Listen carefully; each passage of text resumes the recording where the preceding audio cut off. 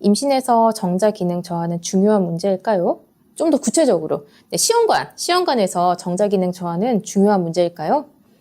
여러분, 정자 검사 결과지 좀 자세히 읽어보신 적 있으실까요? 정자 기능 검사에서는 정액량, 정자 수, 운동성, 직진성, 형태 등을 조사합니다. 정자 검사 후에는 보통 정상입니다. 혹은 운동성 좀 떨어지는데 정상이에요. 양은 좀 적지만 수는 많아서 괜찮아요. 이런 식으로 설명을 듣습니다. 그런데 정자의 질이 커트라인에 거의 걸릴 정도의 정상인지 아니면 평균에 가까울 정도의 정상인지는 사실 잘 모르는 상태로 정상이래 하고 이렇게 덮어두게 되는 거예요. 그런데 이대로 덮어둬도 될지는 좀 고민해 봐야 됩니다.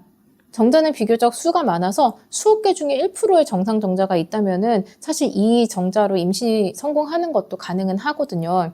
그렇지만 형태조차 제대로 형성되지 못할 정도로 생식세포의 질이 떨어진다면 과연 그 안에 있는 유전 정보는 건강한 상태일지는 확신할 수 없습니다. 그래서 기형정자가 많이 나온 결과가 있었다면 정자 기능 개선을 위한 노력이 함께 필요하다는 사실을 인지하고 실천하는 것이 매우 중요합니다. 정상 정자가 4% 미만으로 나온 경우 이땐 당연히 몸 만들어야 되는데 이뿐만 아니라 한 4에서 6% 정도의 경계선으로 나온 경우에도 정자의 질을 높이기에 관심을 기울여야 합니다. 정상 범위라는 판정이 나왔기 때문에 결과가 안 좋은데도 오히려 몸 만들기에 느슨해지는 경우가 많아져서 엄연히 정자질 저하로 인해 임신에 어려움을 겪을 수 있는 상태이기 때문입니다. 정자의 질을 개선하기 위해서 신경 써야 할 부분 첫 번째, 여성에게도 그렇듯이 남성에게도 과도한 스트레스는 생식세포의 질을 떨어뜨릴 수 있습니다. 규칙적인 생활습관, 운동뿐 아니라 스트레스의 바람직한 해소에도 신경을 써야 합니다. 두 번째, 정자는 온도가 높을수록 질이 떨어질 수 있어서 사우나나 온열 매트 등의 지나치게 따뜻한 환경은 피하는 것이 좋습니다. 사이클도 피하시는 것이 좋습니다. 세 번째, 음주와 흡연은 정자질 저하에 밀접한 연관이 있습니다. 음주와 흡연은 계속해서 감소시키도록 노력해야 합니다. 네 번째, 규칙적인 부부관계가 필요합니다. 정자는 사용되지 않으면 재흡수되고 사용하면 사용한 만큼 더 만들어지게 됩니다. 정기적인 사용으로 지속해서 정자가 재생산될 수 있도록 하면 좋습니다. 다섯 번째, 생식세포의 질을 높일 수 있는 항산화 물질 섭취에 신경 써주세요. 코엔자임 Q10과 아르기닌, 엽산 등의 적절한 영양 섭취에 신경을 써주셔야 합니다. 여섯 번째, 무엇보다도 한약이 정자질 상승에 끼치는 영향이 매우 큽니다.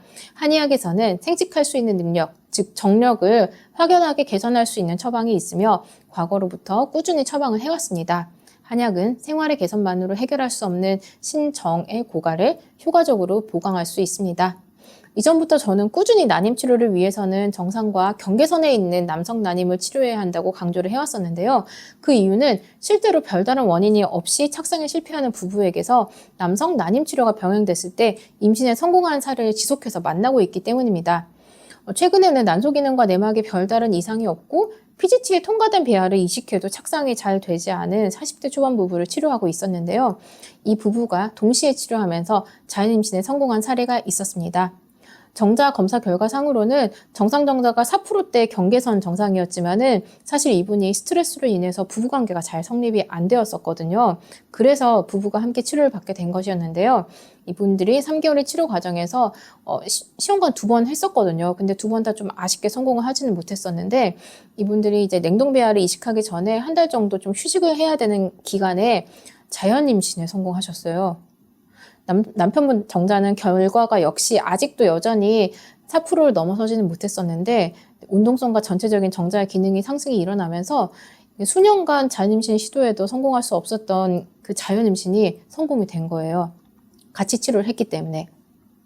이렇듯 정상 정자의 비율이 지나치게 낮은 경우에는 비록 이상 판정을 받지 않더라도 더욱 노력해서 정자의 질을 높이기에 최선을 다하며 임신에 임할 수 있기를 모든 임신 준비 부부에게 당부하고 지금 응원하고 있습니다.